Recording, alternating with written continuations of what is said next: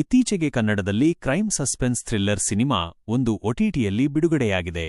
ಈ ಚಿತ್ರದ ಹೆಸರು ಟೆನೆಂಟ್. ನಾಗರಾಜ್ ಟಿ ಮತ್ತು ಪೃಥ್ವಿರಾಜ್ ಸಾಗರ್ ಈ ಚಿತ್ರವನ್ನು ನಿರ್ಮಿಸಿದ್ದಾರೆ. ಶ್ರೀಧರ್ ಶಾಸ್ತ್ರಿ ಈ ಚಿತ್ರಕ್ಕೆ ಆಕ್ಷನ್ ಕಟ್ ಹೇಳಿದ್ದಾರೆ. ಧರ್ಮಕೀರ್ತಿರಾಜ್, ಸೋನು ಗೌಡ, ತಿಲಕ್, ರಾಕೇಶ್ ಮಯ್ಯ, ಉಗ್ರಂ ಮಂಜು ಈ ಚಿತ್ರದಲ್ಲಿ ಮುಖ್ಯ ಪಾತ್ರಗಳಲ್ಲಿ ನಟಿಸಿದ್ದಾರೆ.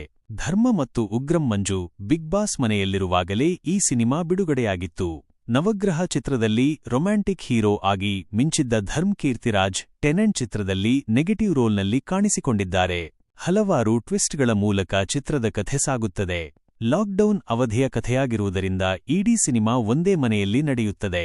ಟೆನೆಂಟ್ ಚಿತ್ರದ ಕಥಾವಸ್ತುವನ್ನು ನೋಡುವುದಾದರೆ, ಹೊಸದಾಗಿ ಮದುವೆಯಾದ ದಂಪತಿ ಮನೆಯ ಮಾಲೀಕರು. ಅವರ ಮನೆಯ ಮೇಲಿನ ಮಹಡಿಗೆ ಒಬ್ಬ ಯುವಕ ಬಾಡಿಗೆಗೆ ಬರುತ್ತಾನೆ.